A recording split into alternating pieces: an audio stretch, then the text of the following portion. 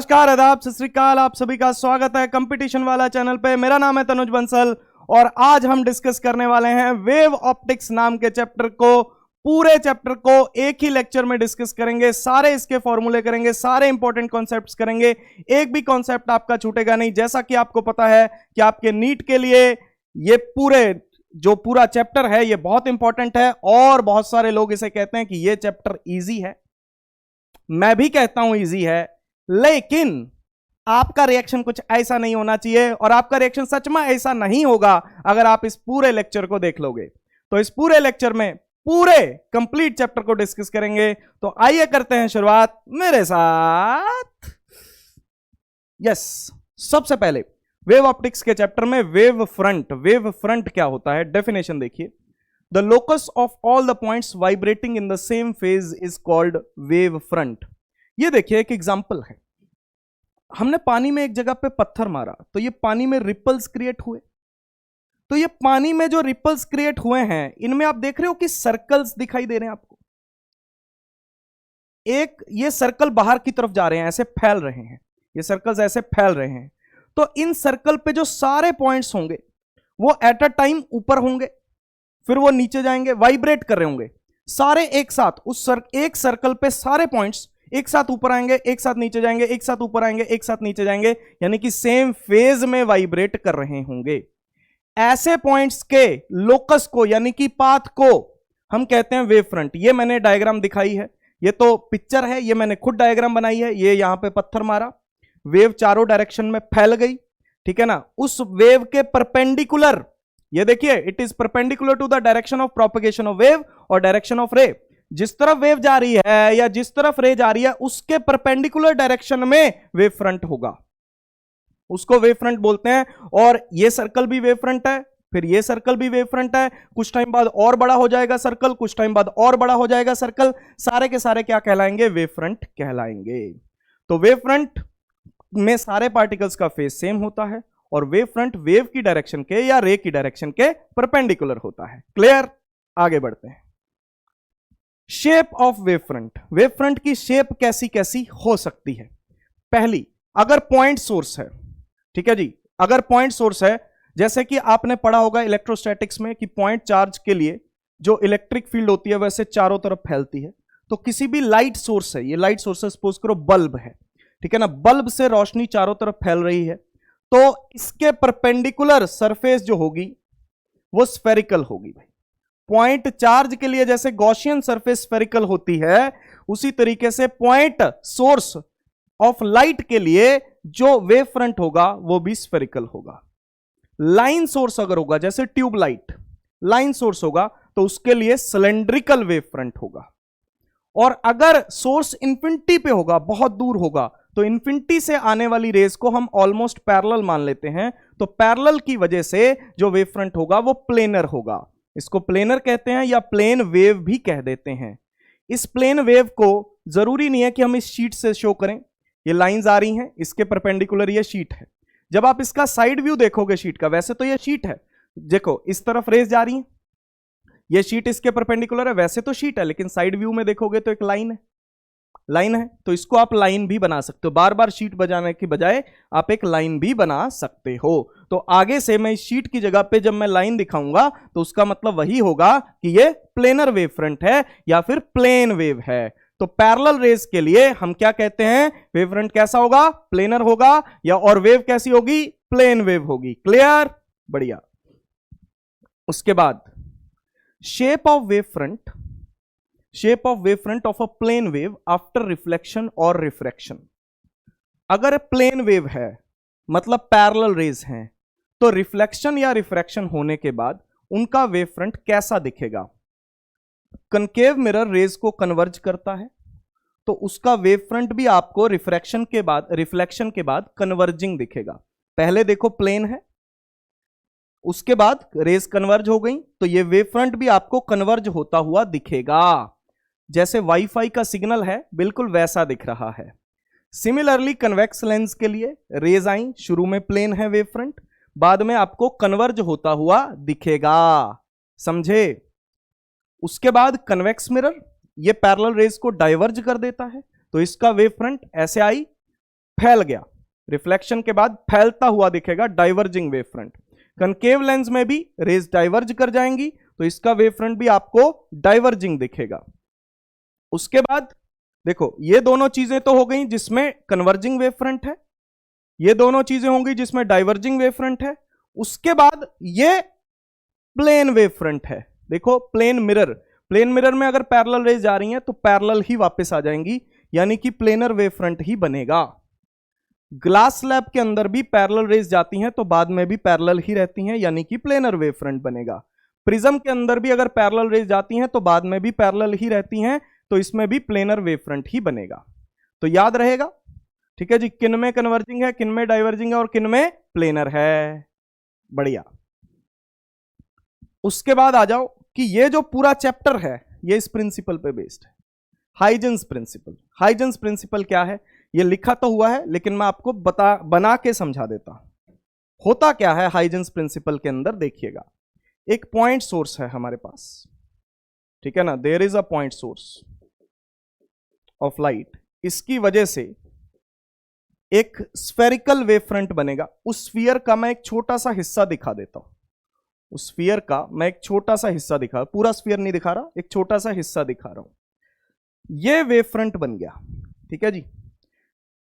इस सोर्स को बोलेंगे हम प्राइमरी सोर्स, ठीक है ना। उस प्राइमरी सोर्स की वजह से वेव फ्रंट बन गया। हाइजन ने कहा कि अगर आपको किसी आगे के टाइम का वेव फ्रंट बनाना है, थोड़ा सा अभी जो समय हो रहा है उसके थोड़ी देर बाद का मुझे वेव फ्रंट बनाना है, लेटर टाइम का वेव फ्रंट बनाना है, तो उसके लिए क्या करो, आपने जो वेव फ्रंट बनाया हुआ है अभी उसके ऊपर बहुत सारे light, secondary sources of light assume कर लो। ये प्राइमरी सोर्स ऑफ लाइट का है, ये प्राइमरी सोर्स ऑफ लाइट है, मेन सोर्स है लाइट का। इसकी मदद से बहुत सारे सेकेंडरी सोर्सेज क्रिएट हो रहे हैं लाइट के। उन सेकेंडरी सोर्सेज में से सेकेंडरी वेवलेट्स को निकलता हुआ दिखाओ, बहुत सारे छोटे छोटे स्फीयर्स निकलते हुए दिखाओ। सारे के सारे sources as a secondary sources behave करेंगे। ये जो सोर्सेज हैं ये सेकेंडरी सोर्सेज हैं और हर सोर्स अपना एक वेवलेट एमिट करेगा। छोटे छोटे इनको वेवलेट्स बोलते हैं। क्या बोलते हैं? सेकेंडरी वेवलेट्स बोलते हैं। इन वेवलेट्स के बिल्कुल आगे वाले पॉइंट्स को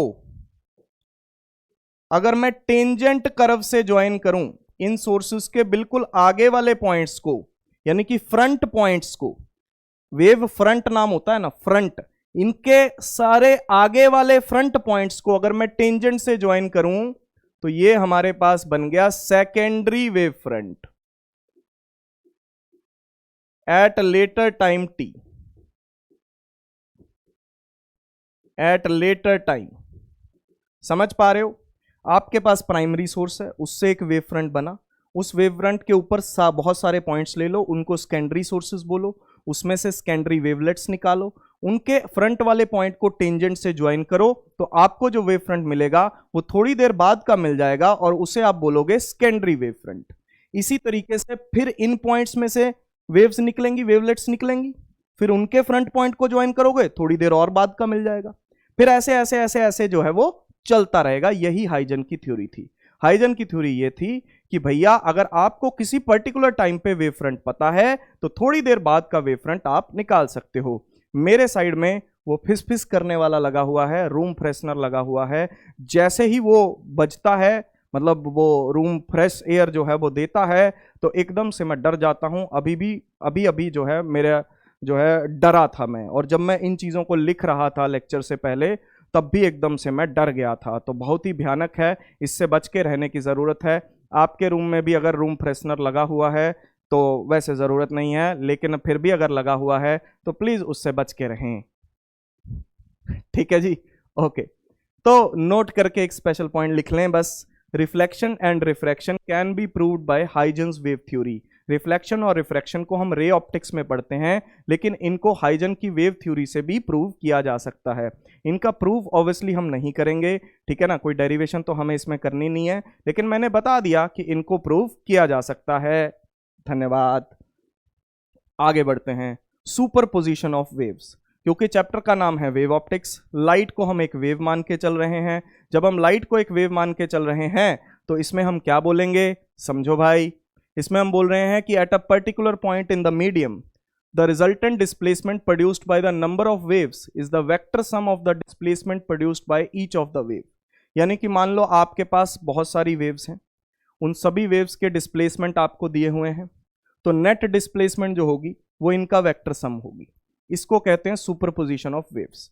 जैसे फोर्सेस का सुपरपोजिशन होता है उसको हम कहते हैं फोर्सेस का वेक्टर एडिशन, वैसे ही वेव्स का सुपरपोजिशन है वो वेव्स की डिस्प्लेसमेंट का वेक्टर एडिशन है। तो सुपरपोजिशन का मतलब आप समझिए कि क्या है, वेक्टर एडिशन। आगे आइए, कोहेरेंट सोर्सेस। कोहेरेंट सोर्सेस कौन से होते हैं? इस पूरे चैप्टर के दौरान हम कोहेरेंट सोर्सेस के बारे में बात करने वाले हैं। कोहेरेंट सोर्सेस वो होते हैं the sources which have zero phase difference और constant phase difference between them at a given position independent of time. देखो मैं आपको समझाता हूं। सपोज कीजिए आपके पास लाइट के दो सोर्सेस हैं, ठीक है जी, ये दो सोर्सेस हैं लाइट के, एक की वेव आ रही है, दूसरे की वेव आ रही है, ठीक है जी। मान लीजिए कि ये दोनों पी पॉइंट पे मिल रहे हैं, तो जिस भी पर्टिकुलर पॉइंट पे मिल रहे हैं ये, तो उस पर्टिकुलर पॉइंट पे मिलने पे इनके बीच में जो फेज डिफरेंस होगा वो या तो हो ही ना, या तो जीरो हो या फिर कांस्टेंट हो। मेन बात यह है कि फेज डिफरेंस डेल्टा फाई या फाई से लिखा जाता है, या तो वो जीरो हो या फिर वो कांस्टेंट हो। मतलब कांस्टेंट कहने का मतलब वो टाइम के साथ वेरिएबल ना हो, कि अभी अगर फेज डिफरेंस पाई है तो बाद में 2 पाई हो गया, 3 पाई हो गया, ऐसा नहीं होना चाहिए। किसी भी एक पर्टिकुलर पॉइंट पे वो फेज डिफरेंस फिक्स होना चाहिए, वो वेरिएबल नहीं होना चाहिए, ठीक। इंटरफेरेंस, इंटरफेरेंस भी हम कोहेरेंट सोर्सेस के लिए ही पढ़ते हैं। अगर इनकोहेरेंट सोर्सेस होंगे तो क्या करेंगे सर, बताऊंगा लेकिन थोड़ी देर बाद। अभी यहां पे सुनिए, इंटरफेरेंस क्या है। इंटरफेरेंस भी एक टाइप का सुपरपोजिशन ही है, पढ़ लीजिए। The superposition of waves with same frequency and same wavelength, यानी कि ऐसे सोर्सेस का सुपरपोजिशन जिनका फ्रीक्वेंसी और लैम्डा सेम है। सुपरपोजिशन के लिए कोई कंडीशन नहीं है। सुपरपोजिशन मतलब वेव्स का वेक्टर एडिशन करना, लेकिन ऐसी वेव्स का वेक्टर एडिशन करना जिनकी फ्रीक्वेंसी और वेवलेंथ सेम है, उस सुपरपोजिशन को इंटरफेरेंस कहा जाता है। ये पहली wave y1 is equals to a1, इसका एम्पलीट्यूड हो गया साइन ओमेगा टी माइनस के एक्स, ओमेगा सेम के सेम दोनों का। दूसरी wave a2 sine omega T minus के एक्स प्लस फाइव, ठीक है जी। ये पहली वेव का फेज है, ये दूसरी वेव का फेज है, ठीक है जी। और रिजल्टेंट डिस्प्लेसमेंट आप क्या लिख सकते हो, y1 प्लस y2। के होता है 2 पाई बाय लैम्डा, इसको बोलते हैं एंगुलर वेव नंबर। ओमेगा होता है 2 पाई एफ, इसको बोलते हैं एंगुलर फ्रीक्वेंसी। इसमें आप देख रहे हो मैंने आपको कहा फ्रीक्वेंसी और लैम्डा सेम होना चाहिए, तो अगर दोनों वेव्स का लैम्डा सेम है तो इसका मतलब दोनों वेव्स का के सेम है।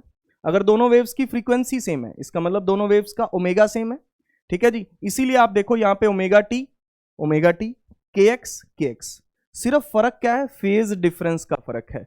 ये ओमेगा टी माइनस के एक्स है, ये ओमेगा टी माइनस के एक्स प्लस फाई है, तो फाई इनके बीच का क्या है, फेज डिफरेंस है। इसको फाई भी बोल सकते हो और डेल्टा फाई भी बोल सकते हो। आप नोटिस करोगे बहुत सारी बुक्स में भी और मेरे नोट्स में भी और किसी और टीचर के नोट्स में भी कभी वो फेज डिफरेंस को फाई लिखेंगे, कभी डेल्टा फाई लिखेंगे। घबराने की आवश्यकता नहीं है, ठीक है जी, बात एक ही कर रहे होंगे। चलो, अब इसकी मदद से इंटरफेरेंस होने पे रिजल्टेंट एम्पलीट्यूड क्या बनता है। भैया जब ये दोनों वेव्स मिली, एक वेव का एम्पलीट्यूड क्या है a1, दूसरी का क्या है a2। एम्पलीट्यूड सेम होना आवश्यक नहीं है, क्या सेम होना चाहिए, फ्रीक्वेंसी और लैम्डा, यानी कि ओमेगा और के सेम होना चाहिए भैया।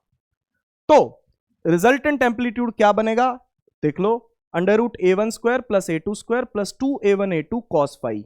ये बिल्कुल वही फॉर्मूला है जो वेक्टर एडिशन का फॉर्मूला होता है, क्योंकि वेव्स का वेक्टर एडिशन हो रहा है तो एम्पलीट्यूड्स का भी वेक्टर एडिशन होगा। फाई फेज डिफरेंस है और a1 square a2 square plus 2a1 a2 phi का कॉस फाई का अंडर रूट है। मतलब जैसे a और b वेक्टर्स होते हैं उनका resultant under root of a square plus b square plus 2ab cos theta होता है, वैसे ही ये है, और उन दो वेव्स की अगर इंटेंसिटी आपको गिवन है, सपोज करो पहली वेव की इंटेंसिटी आपको I1 है, दूसरी वेव की इंटेंसिटी I2 है, तो इंटेंसिटी का फॉर्मूला ये होगा, रिजल्टेंट इंटेंसिटी का I1 plus I2 plus 2 under root I1 I2 cos phi. कुछ कुछ ये फॉर्मूला एम्पलीट्यूड से मिलता जुलता ही है, cos फाई इसमें भी है, cos फाई इसमें भी है। देखो इंटेंसिटी किसी भी वेव की ना, ये 11th क्लास में हम पढ़ते हैं, किसी भी वेव की इंटेंसिटी उसके एम्पलीट्यूड के स्क्वायर के प्रोपोर्शनल होती है, ठीक है जी। तो आप यहां पे एम्पलीट्यूड A1 का स्क्वायर है, ये I1 के प्रोपोर्शनल है, एम्पलीट्यूड A2 का स्क्वायर है, ये I2 के प्रोपोर्शनल है, और सिमिलरली एम्पलीट्यूड A1 ये अंडर रूट I1 के प्रोपोर्शनल है, और एम्पलीट्यूड A2 ये अंडर रूट I2 के प्रोपोर्शनल है। तो इसीलिए ये फॉर्मूला यहां पे बन के आया है। डेल्टा फाई और यानी कि फेज डिफरेंस और पाथ डिफरेंस के बीच में रिलेशन होता है। फेज डिफरेंस जो होता है वो 2 pi by lambda into delta x होता है। डेल्टा एक्स है path difference between the waves, waves के बीच का पाथ डिफरेंस, उनके पाथ में क्या फर्क है।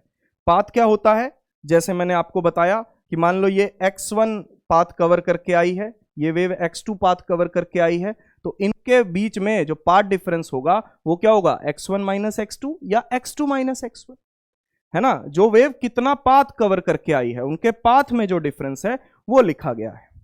सिमिलरली डेल्टा फाई की जगह फाई लिखा जा सकता है, डेल्टा एक्स की जगह एक्स लिखा जा सकता है, घबराने की आवश्यकता नहीं है, ठीक है जी। This is the relation between the phase difference and path difference. I1 I2 अगर आइडेंटिकल सोर्सेस हैं, जिन दो सोर्सेस की आप बात कर रहे हो अगर वो बिल्कुल आइडेंटिकल हैं, तो I1 I2 उनकी इंटेंसिटी बराबर होगी, उसको I0 मान लेते हैं। A1 A2 उनका एम्पलीट्यूड बराबर होगा, उसको A0 मान लेते हैं।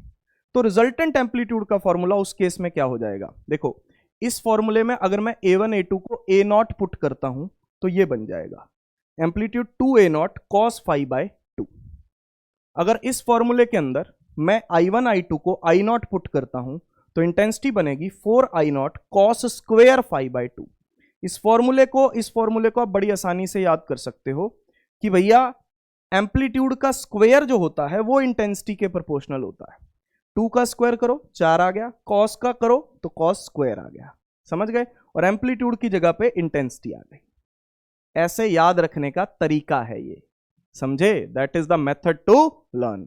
अच्छे से निहार लो इसको, अच्छे से देख लो, क्लियर होना चाहिए।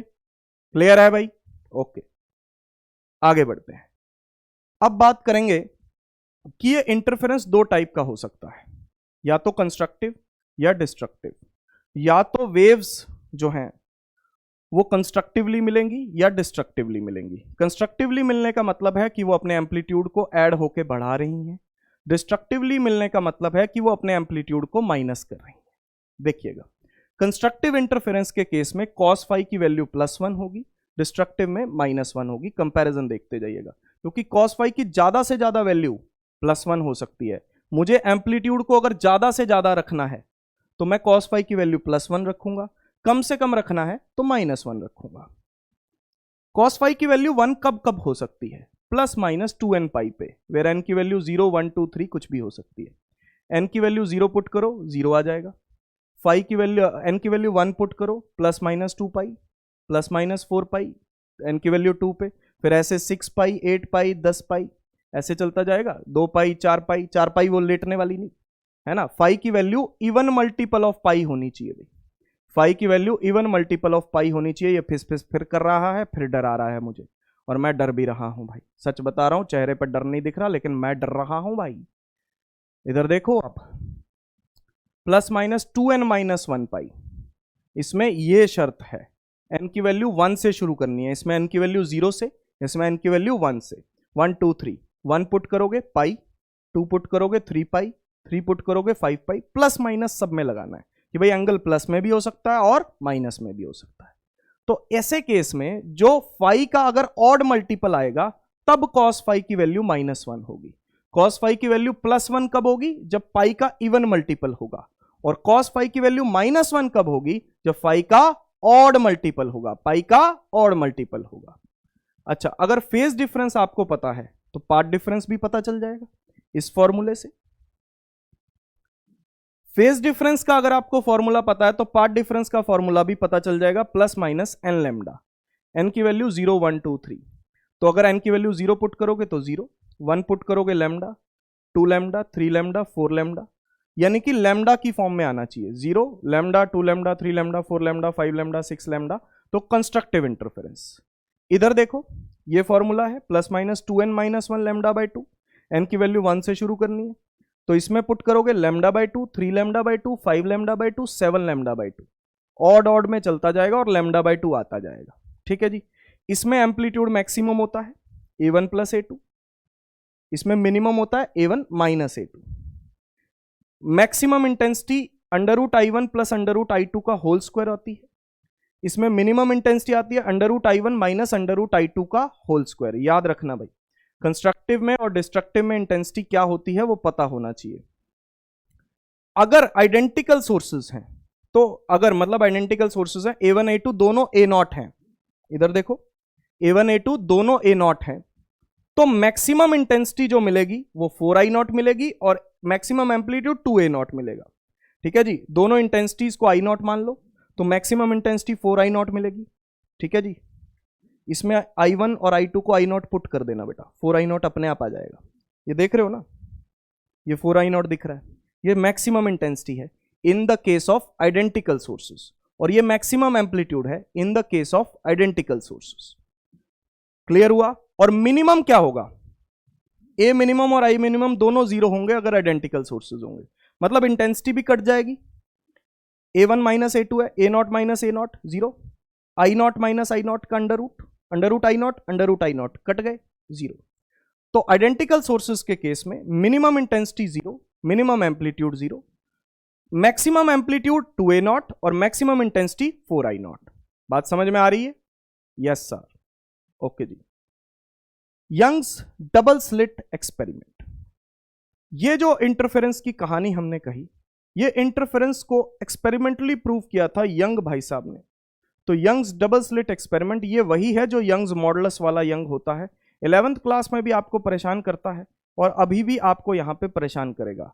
पिछले लेक्चर के दौरान मैंने यहाँ पे मैकेनिकल प्रॉपर्टीज ऑफ सॉलिड्स का जो है माइंड मैप लिया था, कंप्लीट चैप्टर हमने किया था, उसमें भी यंग आया था, आज भी यंग आया है। यंग देखो, बहुत यंग था ये। यंग ने क्या किया, एक वॉल लिया था कार्डबोर्ड, उसमें 2 होल किए थे जिनको हम स्लिट्स कह सकते हैं। उन स्लिट्स के बीच का डिस्टेंस स्मॉल d था। स्क्रीन जो है वो कैपिटल D डिस्टेंस पे रखी हुई थी। ये एक सोर्स उसने लिया, ये प्राइमरी सोर्स से 2 सेकेंडरी सोर्सेस बनाए, ये लाइट गई और फिर मान लो कि ये दोनों लाइट जाके P पॉइंट पे मिल गई। ठीक है जी, ये O पॉइंट है बिल्कुल सेंटर में, बिल्कुल सेंटर को चीरता हुआ O पॉइंट, और P पॉइंट और O पॉइंट के बीच का डिस्टेंस है y। जो स्क्रीन रखी गई है वो स्लिट डिस्टेंस से बहुत ज्यादा डिस्टेंस पे रखी गई है।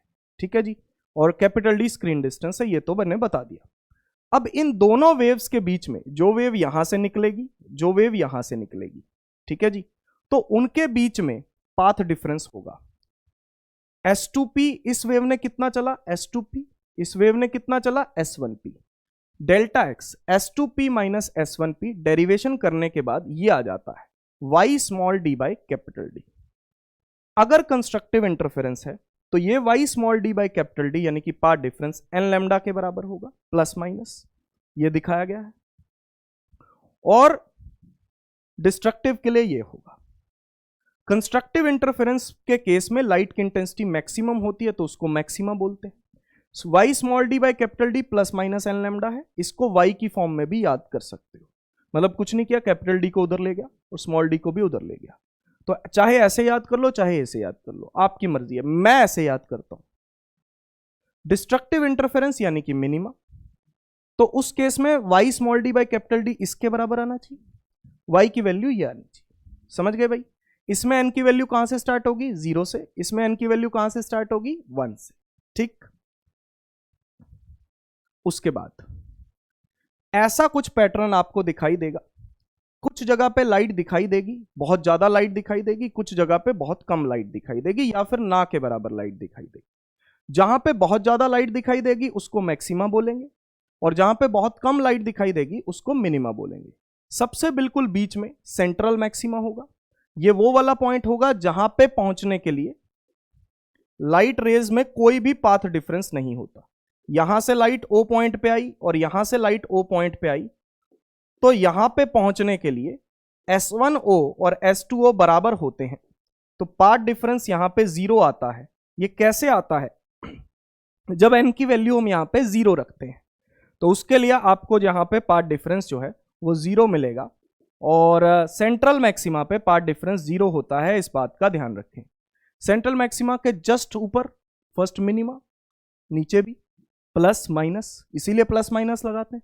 फिर first maxima, second minima, second maxima, third minima, third maxima, fourth minima, fourth maxima, ऐसे अल्टरनेट चलते चले जाएंगे। कोई भी दो कंजिक्यूटिव मैक्सिमा या कंजिक्यूटिव मिनिमा, कोई भी दो कंजिक्यूटिव मैक्सिमा और कंजिक्यूटिव मिनिमा के बीच के डिफरेंस को फ्रिंज विड्थ कहा जाता है और उसको बीटा से लिखा जाता है। ये फ्रिंज विड्थ का फॉर्मूला है, ठीक है ना। डिस्टेंस बिटवीन, यहां पे लिख भी देता हूं, distance between two consecutive maxima और मिनिमा, यह है angular fringe width. Fringe width के अलावा एंगुलर फ्रिंज विड्थ, ये बीटा है। ये जो एंगल सबटेंड कर रही है यहां पे सेंटर पे, वो थीटा है। इसको बोलते हैं एंगुलर फ्रिंज विड्थ, वो लैम्डा बाय स्मॉल डी होता है, ठीक है जी। इसमें कैपिटल डी नहीं आता है, तो ये इंडिपेंडेंट ऑफ कैपिटल डी होती है, इसे कहते हैं angular fringe width. Fringe width के फॉर्मूले में कैपिटल डी आएगा, एंगुलर फ्रिंज विड्थ के फॉर्मूले में यानी कि एंगल निकालते वक्त ये कैपिटल डी नहीं आएगा। बढ़िया जी। चलो सर, ऐसा ग्राफ होता है, बिल्कुल ऐसा ग्राफ होता है। ये ग्राफ बना है आइडेंटिकल सोर्सेस के लिए। आप देखो, ये सेंट्रल मैक्सिमा है, इंटेंसिटी 4I0, ये first minima, intensity 0, first maxima, intensity फिर से 4I0, फिर 0, फिर 4I0, फिर 0, ये बनता चला जा रहा है। ये सेंट्रल मैक्सिमा है, ये फर्स्ट मिनिमा, ये फर्स्ट मैक्सिमा, फिर second minima, second maxima, third minima, third maxima, और ये सेंट्रल मैक्सिमा। ऐसा ही इधर बनेगा। आपको बताया था अगर ऑड मल्टीपल ऑफ पाई है 2, 4, 6 तो वो मैक्सिमा होंगे। अगर इवन मल्टीपल ऑफ पाई है पाई, 3 पाई, 5 पाई तो वो मिनिमा होंगे।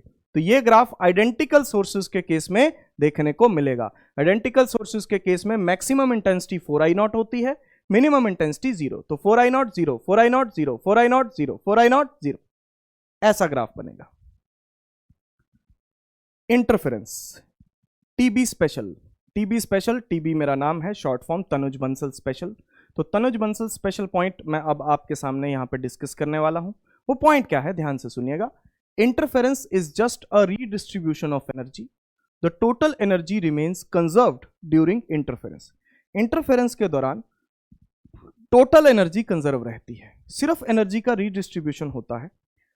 कुछ ऐसी जगहें मिलती हैं जहां पे इंटेंसिटी बहुत ज्यादा हो जाती है, उनको मैक्सिमा बोलते हैं। तो कुछ ऐसी जगहें भी होती हैं कि जहां पे इंटेंसिटी बहुत कम हो जाती है, जिनको मिनिमा बोलते हैं। तो ओवरऑल एनर्जी कंजर्व रहती है भाई। कुछ जगह पे इंटेंसिटी ज्यादा हो जाती है और कुछ जगह पे इंटेंसिटी कम हो जाती है। ओवरऑल एनर्जी कंजर्व रहती है। ऐसा नहीं है कि इंटेंसिटी कहीं से पैदा हो गई या एनर्जी कहीं से पैदा हो गई या कहीं लॉस हो गई। इनकोहेरेंट सोर्सेस, देखो ध्यान से सुनिएगा। For sustained interference, sustained interference का मतलब है कि जैसा इंटरफेरेंस पैटर्न आपको दिख रहा है, यार इस पॉइंट पे मैक्सिमा है, इस पे मिनिमा है, इस पे मैक्सिमा, इस पे मिनिमा, इस पे मैक्सिमा, इस पे मिनिमा, इस पे मैक्सिमा, इस पे मिनिमा, वैसा ही दिखता रहे। 1 घंटे बाद देखो तब भी ऐसा दिखे, 2 घंटे बाद देखो तब भी ऐसा दिखे, यानी कि ये टाइम डिपेंडेंट ना हो, उसको कहते हैं सस्टेन्ड इंटरफेरेंस। सस्टेन्ड इंटरफेरेंस के लिए जो फेज डिफरेंस है वो भी टाइम डिपेंडेंट नहीं होना चाहिए, सोर्सेस कोहेरेंट होने चाहिए, ठीक है जी।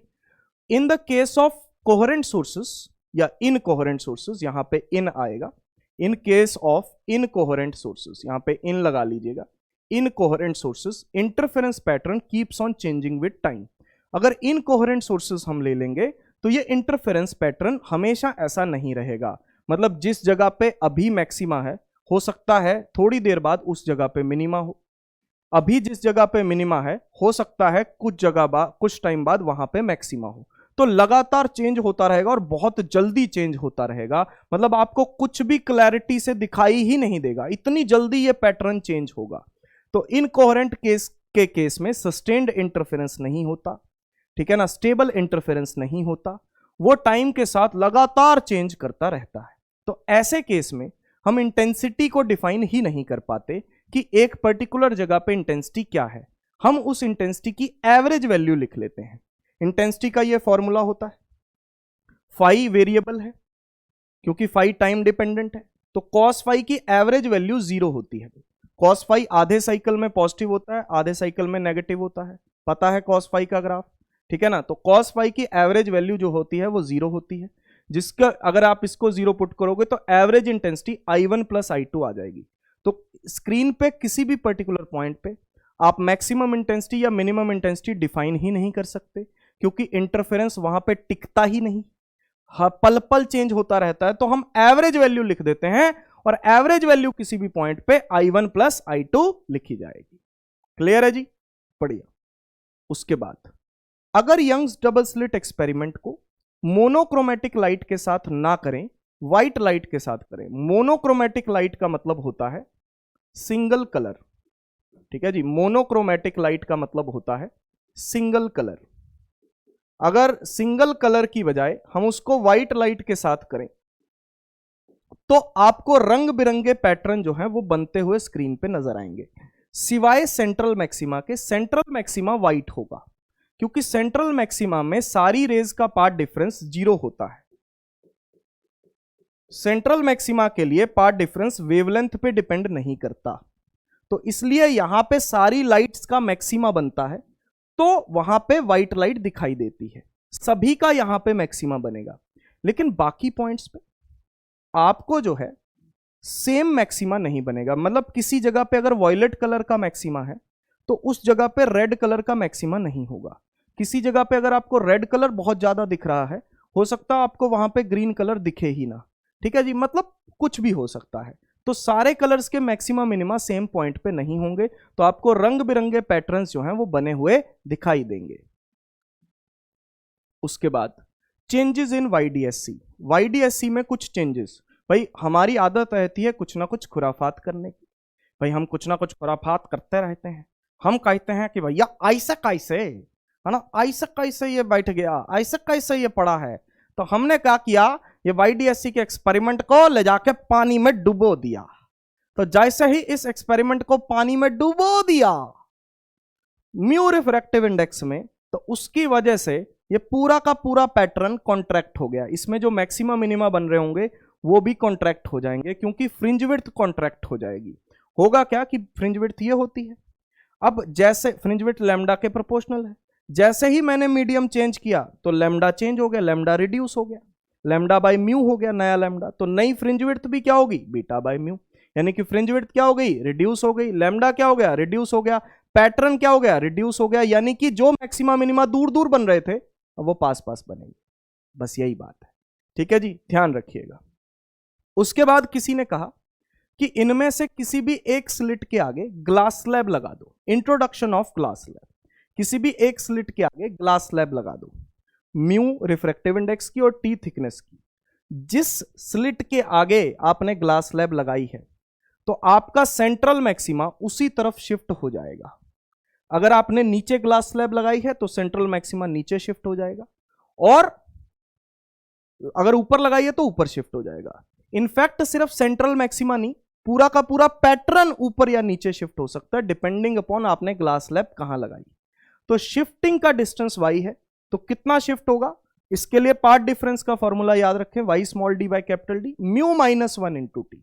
यह याद रखना है कि पार्ट डिफरेंस यहां पे म्यू माइनस 1 इंटू टी आता है, इससे आप y तो निकाल ही सकते हो, ठीक है ना। अगर आप y की फॉर्म में याद रखना चाहते हो तो ऐसे याद कर लो, कुछ नहीं करना, ठीक है ना, उसमें क्या ही करना है आपको, दैट इज वेरी सिंपल, ठीक है जी। तो इस बात का ख्याल रखिएगा कि भाई ये हमारे पास यहां पे बन के आ रहा है, ये क्या है, शिफ्टिंग ऑफ द पैटर्न और शिफ्टिंग ऑफ सेंट्रल मैक्सिमा। अच्छा जी, उसके बाद ये तो हो गया इंटरफेरेंस खत्म, इंटरफेरेंस की समाप्ति हो गई, इंटरफेरेंस पूरा का पूरा खत्म हो गया, आपके सामने रख दिया खत्म करके।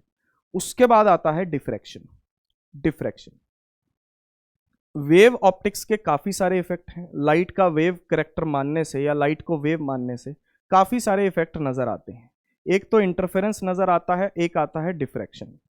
आप लोगों ने बचपन में सीडी प्लेयर देखा होगा, तो उस सीडी को भी देखा होगा जो उसके अंदर डलती है, सीडी या डीवीडी। उस सीडी प्लेयर को जब आप कई बार घुमा के देखते हो तो उस सीडी में कई बार रंग बिरंगे से पैटर्न नजर आते थे। देखा है सीडी को, कई बार उसमें रंग से नजर आते थे। उसका कारण यही था। डिफ्रैक्शन है क्या? डिफ्रैक्शन भी एक टाइप का इंटरफेरेंस के मिलता जुलता ही है क्या? आइए समझते हैं। The bending of light rays around the sharp corners and spreading of the light with in geometrical shadow of N obstacle is called diffraction. देखो यार, ये मान लो एक होल है, ठीक है ना, एक ही होल है, दो होल नहीं है। अगर यहां पे लाइट की बेंडिंग नहीं होती तो ये सीधा चला जाता, ये लाइट सीधी चली जाती। जहां पे लाइट नहीं पड़ती वहां पे शैडो बन जाती है। इस जगह पे शैडो बन जाती है, जिसको मैंने पीला किया है, यहां पे शैडो बन जाती। अगर लाइट का पार्टिकल नेचर होता तो यहां पे शैडो बनती, लाइट बिल्कुल सीधी जाती। इसे कहते हैं रेक्टिलिनियर प्रोपेगेशन ऑफ लाइट, जिसको हम रे ऑप्टिक्स में कंसिडर करते हैं कि लाइट स्ट्रेट लाइन में चलती है। लेकिन डिफ्रैक्शन के दौरान क्या होता है कि किनारों से लाइट बेंड हो जाती है। तो किनारों से लाइट बेंड होने की वजह से वो उस जगह पे भी पहुंच जाती है जहां पे पहले शैडो बन रही थी। इस जगह पे पहले शैडो बन रही थी, तो उस जगह पे भी आप देखो लाइट यहां पे भी पहुंच गई। जिस जगह पे शैडो बन रही थी उस जगह पे भी लाइट फैल गई है। यानी कि लाइट के फैलने को, बेंड होने को, ऑब्स्टेकल आने पे लाइट के बेंड होने को, शार्प एजेस से लाइट के बेंड होने को क्या कहा जाता है? डिफ्रैक्शन कहा जाता है। एक टाइप का यह इंटरफेरेंस के जैसा ही होता है। डिफ्रैक्शन को स्टडी करने वाले, बहुत काम की बात बताने वाला हूं, बहुत काम की चीजें लिखी हुई हैं, आपकी जिंदगी से रिलेटेड चीजें लिखी हुई हैं, ध्यान से सुनना इस बात को। डिफ्रैक्शन को दो साइंटिस्ट ने स्टडी किया, एक थे फ्रेजनल, एक थे फ्रॉनहोफर। फर्क क्या था कि फ्रेजनल ने जो स्टडी किया उसने सोर्स और स्क्रीन को फाइनाइट डिस्टेंस पे रखा, ठीक है जी, और फ्रॉनहोफर ने सोर्स और स्क्रीन को इनफाइनाइट डिस्टेंस पे रखा, यानी कि बहुत ज्यादा डिस्टेंस पे रखा। फ्रेजनल ने इनको कम डिस्टेंस पे रखा, फ्रॉनहोफर ने इनको ज्यादा डिस्टेंस पे रखा। कहने की बात यह है दोनों ने ही स्टडी किया डिफ्रैक्शन को। We study only Fraunhofer diffraction. हम इजी रखने के लिए स्क्रीन का डिस्टेंस बहुत ज्यादा मान के चलते हैं, कैलकुलेशंस इजी हो जाती हैं, तो हमारे सिलेबस में फ्रॉनहोफर डिफ्रैक्शन है। लेकिन इनके बारे में खास बात, डिफ्रैक्शन पढ़ना जिंदगी के लिए बहुत खतरनाक है। जी हाँ, फ्रॉनहोफर 1787 में इनका जन्म हुआ, 1827 तक ये रहे। फ्रॉनहोफर 1787 से लेके 1826 तक, तकरीबन दोनों की उम्र 39 साल रही। दोनों का जन्म एक साल में हुआ, मरने का साल भी लगभग सेम था। तो डिफ्रैक्शन पढ़ने के कारण 39 साल की उम्र में ही दोनों का देहांत हो गया।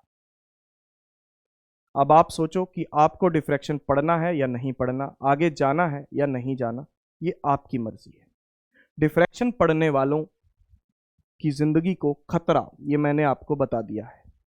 मेरी डेट ऑफ बर्थ है 6 मार्च, फ्रॉनहोफर से मैच करती है। फ्रॉनहोफर का जन्म भी 6 मार्च को हुआ था और आज मैंने भी डिफ्रैक्शन पढ़ा है। हे भगवान मुझे बचाइएगा। धन्यवाद। डरने की जरूरत नहीं है, मजाक कर रहा हूं, मतलब मजाक नहीं कर रहा, ये सच्चाई है जो मैंने आपको बताई है यहां पे, लेकिन बच सकते हो आप, ठीक है। Maxima and minima in diffraction, diffraction को उतना पढ़ लो जिससे खतरा ना हो, ठीक है। हाँ, ज्यादा डिटेल में मत जाना, दिमाग घूम जाएगा। Maxima and minima in diffraction, diffraction के अंदर मैक्सिमा और मिनिमा किस तरीके से देखे जाते हैं? डिफ्रैक्शन के अंदर एक ही सोर्स होता है, एक ही होल होता है, उसमें इनफाइनाइट नंबर ऑफ सोर्सेस माने जाते हैं। इंटरफेरेंस में 2 सोर्सेस माने जाते हैं। डिफ्रैक्शन के अंदर इनफाइनाइट सोर्सेस माने जाते हैं एक ही होल में से। यह माना जाता है कि एक ही होल में बहुत सारे सोर्सेस हैं लाइट के, और वो सारे सोर्सेज जाके एक पर्टिकुलर पॉइंट पे मिलते हैं और मैक्सिमा और मिनिमा क्रिएट करते हैं। थीटा एंगल है, डी स्क्रीन डिस्टेंस है, ए स्लिट विड्थ है, एक स्लिट की विड्थ है ये, ठीक है जी। इसमें मैक्सिमा और मिनिमा की कंडीशंस उलट पलट जाती हैं इंटरफेरेंस के कंपैरिजन में। जब आप इंटरफेरेंस में एन लैम्डा देखते हो तो आप कहते हो कि सर ये तो मैक्सिमा होगा। जब आप इंटरफेरेंस में 2n+1 या 2n-1 कुछ लिखा हुआ देखते हो तो आप कहते हो मिनिमा होगा। लेकिन यहां पे उल्टा है, ये मिनिमा है, ये मैक्सिमा है। थीटा की वैल्यू, अगर इस थीटा की वैल्यू एन लैम्डा बाय ए है तो ये मिनिमा बताएगी, और इस थीटा की वैल्यू अगर ये है तो ये मैक्सिमा बताएगी। एन की वैल्यू दोनों ही केसेस में 1 से शुरू करनी है। फिर लोगों ने बोला कि सर सेंट्रल मैक्सिमा के लिए तो एन की वैल्यू 0 पुट करनी पड़ती है। सेंट्रल मैक्सिमा इनमें से किसी भी फॉर्मूले से नहीं आ सकता, ना तो एन की वैल्यू यहां पे 0 पुट करनी है ना ही यहां पे करनी है। किसी भी फॉर्मूले से सेंट्रल मैक्सिमा नहीं आएगा, ठीक है जी। सेंट्रल मैक्सिमा बस ये याद रखें कि वो सेंटर पे बनेगा, ठीक है जी, बस ये आपको याद रखना है, ठीक है जी, ओके जी। अब जैसे जैसे आप एन की वैल्यू पुट करते जाएंगे, याद रखिए इधर देखो, theta is equal to plus minus n lambda by a. N की वैल्यू 1 2 3 पुट करोगे, आपको मिनिमा मिलते चले जाएंगे। एन की वैल्यू 1 पुट करो, फर्स्ट मिनिमा मिलेगा। इधर देखो, ये ग्राफ बाद में बताऊंगा। ये स्लिट है, विड्थ ए है, थीटा की value lambda by a minus lambda by a, 2 lambda by a minus 2 lambda by a, ये मिनिमा है, ठीक है जी। उसके बाद एन की वैल्यू इसमें 1 पुट करोगे, फर्स्ट मैक्सिमा, 2 पुट करोगे, सेकंड मैक्सिमा। तो 1 पुट करने से 3 लैम्डा बाय 2a, ये फर्स्ट मैक्सिमा, इधर भी फर्स्ट मैक्सिमा, ऐसे ही ये सेकंड मैक्सिमा, उधर भी होगा, ठीक है जी। ये सेंट्रल मैक्सिमा है, ये सेंट्रल मैक्सिमा है। सेंट्रल मैक्सिमा की इंटेंसिटी सबसे ज्यादा होती है, उसके बाद फर्स्ट मैक्सिमा की और कम, सेकंड मैक्सिमा की और कम, ऐसे ऐसे कम कम कम कम होता चला जाएगा। ये जहां पे इंटेंसिटी आपको 0 दिख रही है, ये मिनिमा के पॉइंट्स हैं। ये किसके पॉइंट्स हैं? मिनिमा के पॉइंट्स हैं, जहां पे आपको इंटेंसिटी 0 दिख रही है, ओके। अगर मैं विड्थ की बात करूं, देखो इंटरफेरेंस के केस में जो इंटेंसिटी होती है सारे मैक्सिमा की, चाहे वो सेंट्रल हो, चाहे वो फर्स्ट हो, चाहे सेकंड हो, सेंट्रल के अलावा बाकी सारे मैक्सिमास हो, जिनको सेकेंडरी मैक्सिमा भी कहा जाता है, तो इंटेंसिटी सबकी सेम होती है। ग्राफ्स में सबकी इंटेंसिटी 4I0 4I0 4I0 दिखाई थी मैंने, याद है आपको? है ना, ग्राफ किया था, उसमें सबकी इंटेंसिटी मैंने आपको 4I0 4I0 दिखाई थी। ये देखो, सारे मैक्सिमा की इंटेंसिटी बराबर होती है। लेकिन डिफ्रैक्शन में ऐसा नहीं होता। डिफ्रैक्शन में सारे मैक्सिमा की इंटेंसिटी बराबर नहीं होती। ये आप देखो, अगर मैं सेंट्रल मैक्सिमा की बात करूं, सेंट्रल मैक्सिमा यहां से लेकर के यहां तक है, ठीक है जी। एक तो इंटेंसिटी इनकी बराबर नहीं है, सेंट्रल मैक्सिमा की सबसे ज्यादा है, बाद में बहुत कम हो जाती है। एक है विड्थ इस सेंट्रल मैक्सिमा की, ये देखो, ये लैम्डा बाय ए एंगल है, ये तो एंगल हो गया। अगर विड्थ सच में बतानी है, डिस्टेंस बताना है, तो डी से मल्टीप्लाई करना पड़ेगा। डिस्टेंस बताना है तो डी से मल्टीप्लाई करना पड़ेगा। जैसे आपको फ्रिंज विड्थ का फॉर्मूला पता है इंटरफेरेंस में, D lambda by small D, और एंगुलर फ्रिंज विड्थ में डी नहीं आता। तो एंगल जब भी लिखना है तो कैपिटल डी नहीं आएगा, लेकिन जब भी डिस्टेंस लिखना है तो कैपिटल डी आएगा। तो ये D lambda by a, D lambda by a. तो सेंट्रल मैक्सिमा की जो विड्थ हो गई वो होगी 2d लैम्डा बाय ए, और एंगुलर विड्थ में डी नहीं लिखना, 2 lambda by a, angular width में 2 नहीं लिखना। उसके बाद बाकी के मैक्सिमा, ये फर्स्ट मैक्सिमा हो गया, ये फर्स्ट मैक्सिमा हो गया, इसकी विड्थ कितनी है? लैम्डा बाय ए से लेके 2 लैम्डा बाय ए तक, यानी कि डी लैम्डा बाय ए, ठीक है जी, डी लगा देना साथ, इसकी भी डी लैम्डा बाय ए। तो width of other maxima D lambda by a, angular width lambda by a. तो इसमें आप देख पा रहे हो कि सेंट्रल मैक्सिमा की जो विड्थ है वो बाकी के मैक्सिमा के मुकाबले में डबल है। इंटरफेरेंस में ऐसा नहीं था। 2 चीजों का मेन डिफरेंस है जो आप देख पाओगे, एक्चुअल में 3 चीजों का है, मैं बता देता हूं। इंटरफेरेंस में 2 सोर्सेज अज्यूम करते थे, डिफ्रैक्शन में एक ही होल में से इनफाइनाइट सोर्सेज अज्यूम करते हैं, पहला फर्क। दूसरा फर्क, इंटरफेरेंस में सबकी इंटेंसिटी सेम होती थी सारे मैक्सिमा की, डिफ्रैक्शन में ऐसा नहीं है, सेंट्रल की सबसे ज्यादा फिर कम होती चली जाती। इंटरफेरेंस में सारे मैक्सिमा की विड्थ सेम होती थी, डिफ्रैक्शन में सारे मैक्सिमा की विड्थ सेम नहीं है, सेंट्रल वाले की डबल है, बाकी सबकी नॉर्मल है। सेंट्रल वाले की 2d लैम्डा बाय ए, बाकी सबकी d लैम्डा बाय ए, खत्म। उसके बाद Fresnel distance. Fresnel distance screen का वो डिस्टेंस है जिसको ए स्क्वायर बाय लैम्डा लिखा जाता है। अगर स्क्रीन इससे कम डिस्टेंस पे पड़ी हुई है, स्क्रीन डिस्टेंस इससे कम है, तो हम रे ऑप्टिक्स को वैलिड मानते हैं, पार्टिकल नेचर को डोमिनेटिंग मानते हैं वेव नेचर के ऊपर।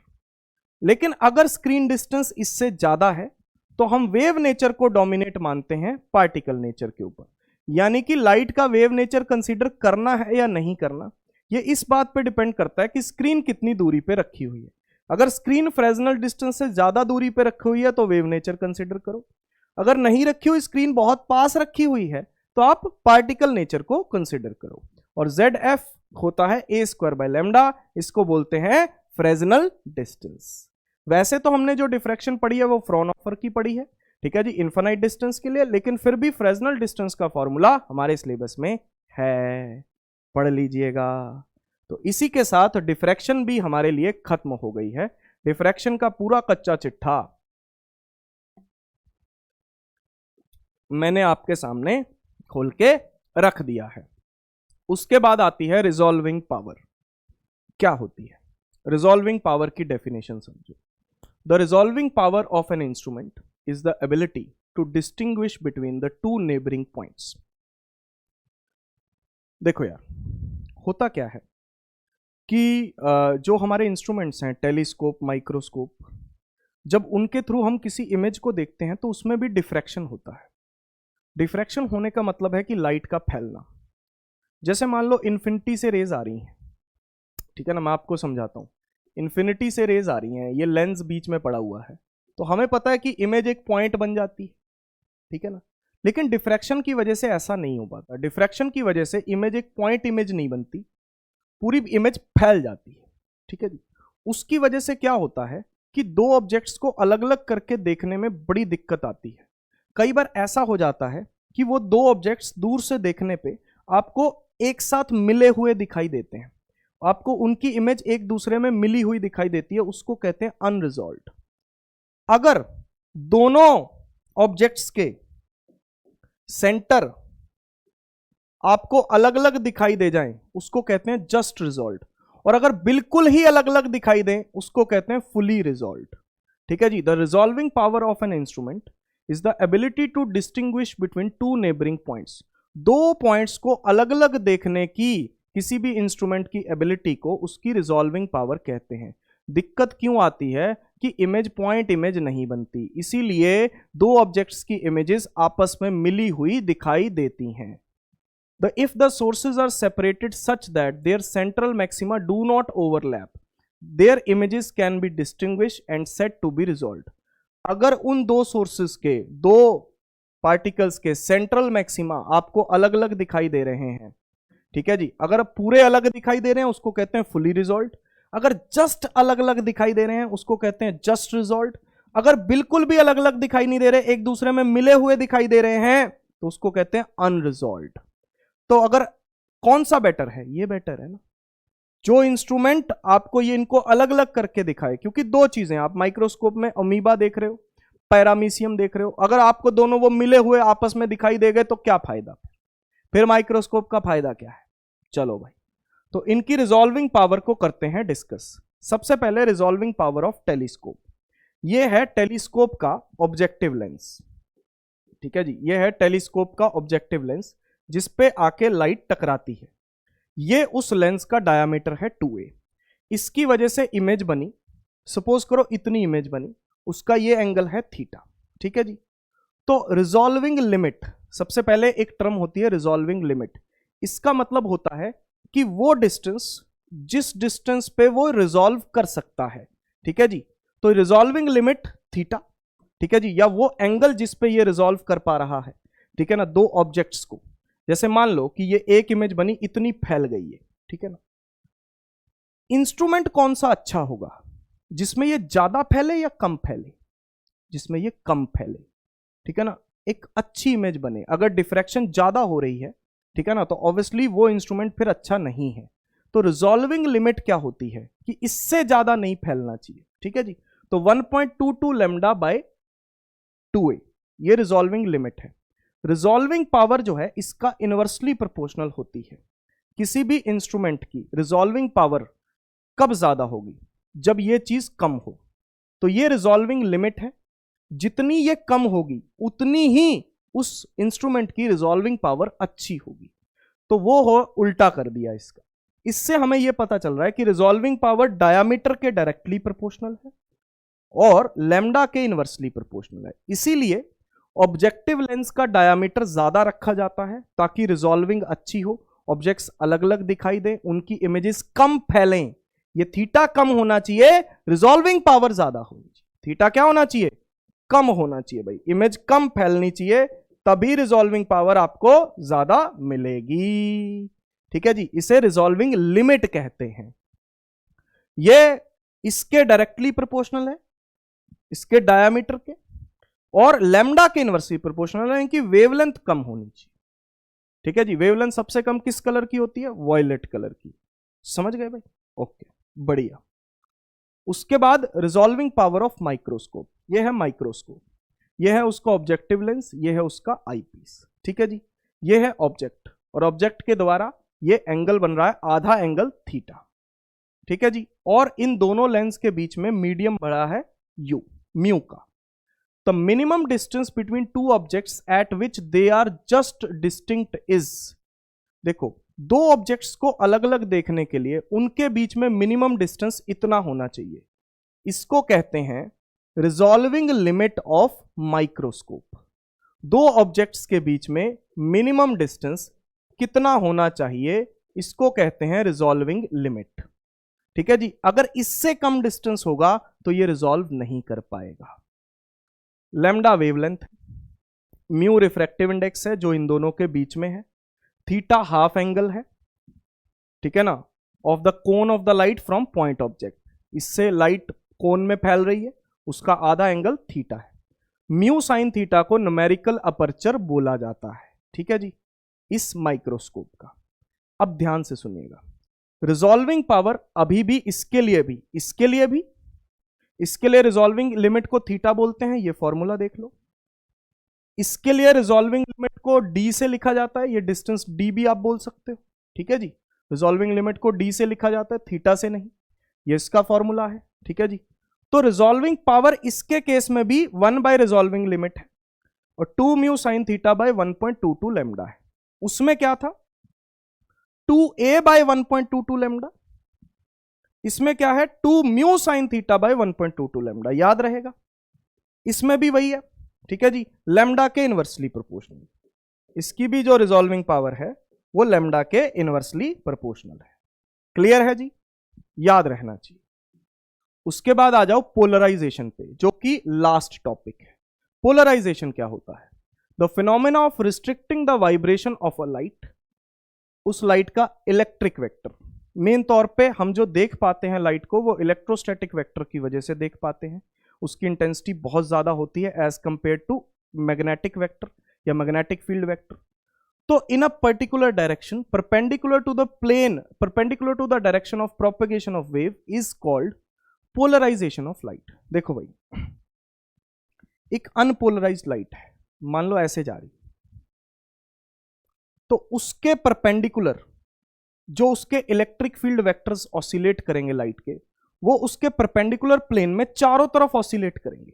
ये लाइट दिखाई है, ये उसके परपेंडिकुलर प्लेन दिखाया है। ये देखो, ये लाइट है, ये उसके परपेंडिकुलर प्लेन है। इसमें चारों डायरेक्शंस में लाइट जो है वो ऑसिलेट कर रही है, लाइट के वेक्टर्स ऑसिलेट कर रहे हैं। इसे कहते हैं अनपोलराइज्ड लाइट, ऑर्डिनरी लाइट। इसमें इलेक्ट्रिक फील्ड के एम्पलीट्यूड्स आपको चारों डायरेक्शन में दिखेंगे perpendicular to the direction of propagation. अब ये है पोलराइजर। ये पोलराइजर में ये जगह दिख रही है आपको बीच में, इस जगह में से लाइट पास हो सकती है। ठीक है ना, यानी कि वो वाले लाइट वेक्टर्स इसमें से पास हो सकते हैं जिनकी ऑसिलेशन इस डायरेक्शन में है, बाकी पास नहीं हो सकते। पास एक्सिस ऐसे या ट्रांसमिशन एक्सिस कहते हैं, जिस एक्सिस के अलोंग वाइब्रेशंस पास हो सकती हैं। तो इसमें से पास होने के बाद वाइब्रेशन सिर्फ एक डायरेक्शन में बची हैं, इसे कहते हैं प्लेन पोलराइज्ड या लीनियरली पोलराइज्ड लाइट। देखो ध्यान से, इससे पहले पास होने से पहले ये अनपोलराइज्ड लाइट है, ये लाइट ऐसे जा रही है, इसके परपेंडिकुलर सारी डायरेक्शंस में, ठीक है ना, लाइट के परपेंडिकुलर, लाइट जिस डायरेक्शन में जा रही है उसके परपेंडिकुलर सारी डायरेक्शंस में लाइट के ऑसिलेटिंग वेक्टर्स हैं। लेकिन इससे पास होने के बाद सिर्फ ये वाले वेक्टर्स बचे, तो ये जो लाइट है ये प्लेन पोलराइज्ड या लीनियरली पोलराइज्ड लाइट है। तो the phenomena of restricting the vibration of light, specially electric field vector, in a particular direction perpendicular to the direction of propagation of wave, wave की propagation के perpendicular एक particular direction में light के electric field vectors को restrict करने के phenomena को हम पोलराइजेशन कहते हैं। इस पोलराइजेशन से लाइट की इंटेंसिटी कम हो जाती है। होता क्या है भाई, अनपोलराइज्ड लाइट ज्यादा चमक मारेगी भाई, ज्यादा चमक मारेगी। जब वो पोलराइजर में से पास होगी, ये पोलराइजर है, जब वो इसमें से पास होगी तो उसकी इंटेंसिटी कम हो जाएगी, क्योंकि ऑसिलेशन वेक्टर्स को मैंने रिस्ट्रिक्ट कर दिया। सिर्फ ये वाले ऑसिलेशन वेक्टर्स इसमें से पास कर पा रहे हैं। समझ गए? इस प्रोसेस को पोलराइजेशन कहते हैं। इससे लाइट की इंटेंसिटी कम हो जाती है। जब भी कोई unpolarised light I not intensity की पोलराइजर में से पास होती है तो उसकी इंटेंसिटी आधी रह जाती है। आई नॉट की अब आई नॉट बाई 2 रह गई, जिसको हम I1 बोलते हैं। टॉपिक का नाम है intensity of light after polarisation. तो पोलराइजेशन के बाद उसकी इंटेंसिटी आधी रह जाती है। कुछ लोगों को इसके बाद भी चैन नहीं आता, जैसे मैलस नाम के इंसान को इसके बाद भी चैन नहीं आया था। मैलस नाम के इंसान ने क्या किया था, उन्होंने पहले अनपोलराइज्ड लाइट ली, उसके ऑसिलेशन चारों डायरेक्शंस में है, फिर उसको इसमें से पास करवाया पोलराइजर में से, I0/2 हो गई I1। उसके बाद भी उसे चैन नहीं आया। अगला जो पोलराइजर उसने लगाया, अगले वाले पोलराइजर को उसने नाम दे दिया एनालाइजर का। पहले वाले पोलराइड को, ये पोलराइड 1 है, इसे कहते हैं पोलराइड 1 और पोलराइड 2।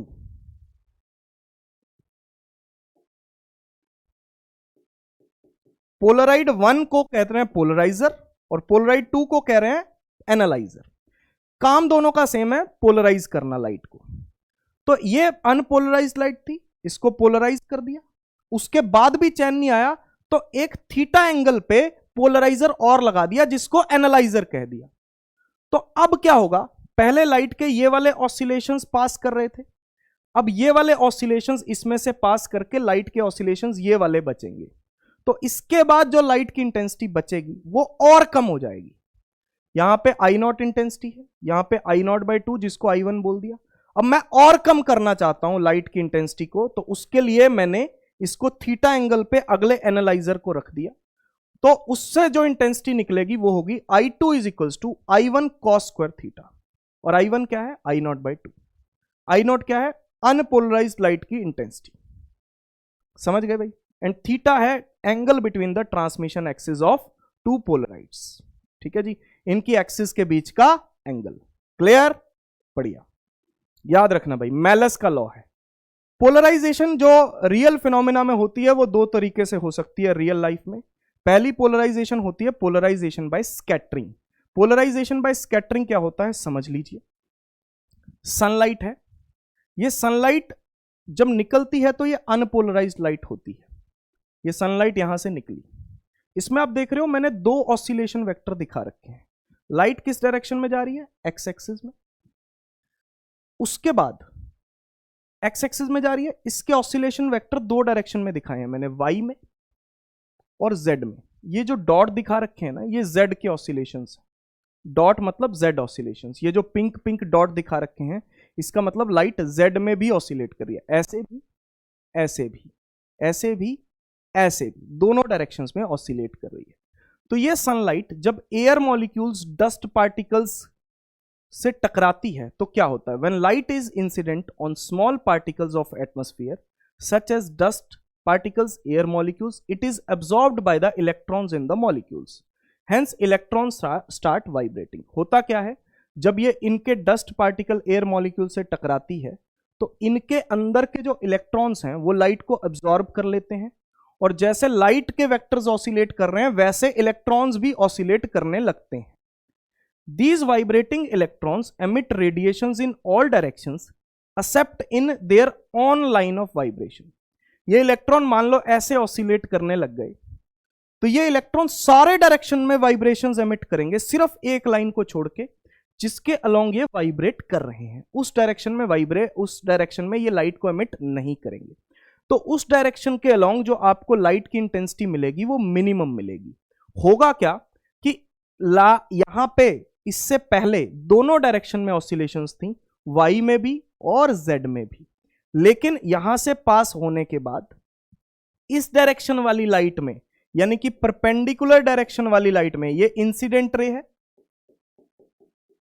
ये रिफ्लेक्टेड रे है, ठीक है जी, उसमें सिर्फ वाइब्रेशन z वाले बचेंगे, सिर्फ z वाले बचेंगे, y वाले गायब हो जाएंगे। तो ये जो रिफ्लेक्टेड रे जो इंसिडेंट रे के 90 डिग्री पे आ रही है वो कंप्लीटली पोलराइज्ड लाइट होगी। The emitted radiations scattered in a direction perpendicular to the direction of incident light is plane polarized। समझ गए भैया? जो अब इससे टकराने के बाद लाइट चारों डायरेक्शन में फैलेगी क्योंकि इलेक्ट्रॉन्स के वाइब्रेशन की वजह से, लेकिन जो लाइट इंसिडेंट रे के परपेंडिकुलर जाएगी वो कंप्लीटली पोलराइज्ड होगी और जो और डायरेक्शंस में जाएगी वो पार्शियली पोलराइज्ड होगी। इसको सीवी रमन ने स्टडी किया था, इस इफेक्ट को, जिसके लिए उन्हें नोबेल प्राइज भी मिला था 1930 में। ठीक है जी, इसे कहते हैं पोलराइजेशन बाय स्कैटरिंग। फिनोमेना क्या है कि इंसिडेंट रे के परपेंडिकुलर जो रिफ्लेक्टेड रे जाएगी, ठीक है जी, तो उसमें जो है, ठीक है जी, उसमें जो स्कैटर्ड रे जाएगी या रिफ्लेक्टेड रे कह लो, ठीक है जी, उसमें जो ये रे जाएगी उसमें जो इंटेंसिटी होगी लाइट की वो कम से कम होगी, वो कंप्लीटली पोलराइज्ड होगी, कंप्लीटली पोलराइज्ड होगी, उसमें इंटेंसिटी आपको क्या मिलेगी? मिनिमम मिलेगी। सिमिलरली एक नाम था ब्रूस्टर, ब्रूस्टर नाम के इंसान थे, उन्होंने पोलराइजेशन बाय रिफ्लेक्शन को स्टडी किया। उन्होंने किया, एक रेयरर मीडियम लिया एयर, एक डेंसर मीडियम लिया म्यू। उन्होंने कहा कि अगर हम लाइट को एक ऐसे एंगल पे फेंके जिसको उन्होंने थीटा पी बोला, ऐसे एंगल पे फेंके कि जिसकी वजह से रिफ्रैक्टेड रे और रिफ्लेक्टेड रे आपस में परपेंडिकुलर हो जाए, कि ऐसा एंगल डिसाइड कर लें जिसकी वजह से रिफ्रैक्टेड रे और रिफ्लेक्टेड रे आपस में परपेंडिकुलर हो जाएं, तो उस एंगल पे जो रिफ्लेक्टेड रे जाएगी वो कंप्लीटली पोलराइज्ड होगी और ये रिफ्रैक्टेड रे पार्शियली पोलराइज्ड होगी। When unpolarised light is incident on the boundary between two transparent medium for an angle of incidence in which the light travels, reflected light travels at right angle to the refracted wave, दोनों के बीच में 90 degree angle हो जाए। अगर हम incident angle ऐसा choose करें कि इन दोनों में 90 डिग्री का एंगल बने, द रिफ्लेक्टेड लाइट, तो उसमें जो रिफ्लेक्टेड लाइट होगी ये कंप्लीटली पोलराइज्ड होगी,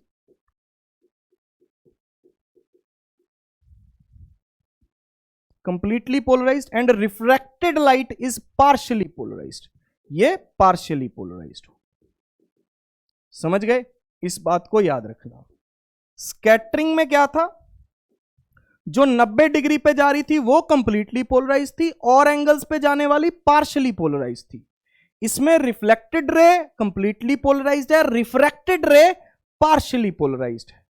और इस एंगल पे अगर भेजा जाए, आई की वैल्यू अगर थीटा पी रखी जाए, वो टेन थीटा पी म्यू के बराबर होगा भाई।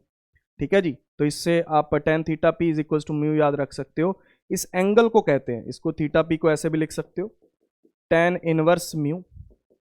तो इस एंगल को, जिस एंगल पे लाइट रे को भेजा जाए ताकि रिफ्रैक्टेड रे और रिफ्लेक्टेड रे परपेंडिकुलर हो आपस में, उस एंगल को कहते हैं ब्रूस्टर एंगल या पोलराइजेशन एंगल, और इस पूरे लॉ को कहते हैं ब्रूस्टर लॉ। खत्म, चैप्टर खत्म। तकरीबन 1 घंटे के अंदर मैंने पूरा चैप्टर आपको करवा दिया है, पूरे चैप्टर के शॉर्ट नोट्स आपको रिवाइज करवा दिए हैं। ऑब्वियसली भैया इसको पढ़ने के लिए आपको पहले से चैप्टर ऑब्वियसली आना चाहिए, ठीक है, बीच बीच में जो पॉइंट्स नहीं आते उनको आप रिवाइज कर सकते हो, लेकिन चैप्टर ऑब्वियसली पहले से आपको आना चाहिए। ऐसा नहीं है कि आप चैप्टर को पहली बार देख रहे हो और आप यहां से समझ लोगे, ऐसा पॉसिबल नहीं है। ये आपके लिए रिवीजन के लिए सीरीज जो है वो बनाई गई है, ताकि एक तरीके से आप माइंड मैप जो है अपने दिमाग में क्रिएट कर लो कि अच्छा इसके बाद ये है, इसके बाद ये है, इसके बाद ये है, इसके बाद ये फॉर्मूला याद करना है, ये करना है, ये करना है। फॉर्मूले मैंने सारे लिखे हैं, कॉन्सेप्ट मैंने सारे लिखे हैं, कुछ भी छूटा नहीं है आपका। ये अगर आप करके चले जाएंगे रिवीजन में तो आपको इसके अलावा किसी और शॉर्ट नोट्स की जरूरत नहीं है। धन्यवाद, बाय बाय, टेक केयर, अपना ख्याल रखिए। अगली बार फिर मिलूंगा आपसे जरूर। धन्यवाद, बाय बाय।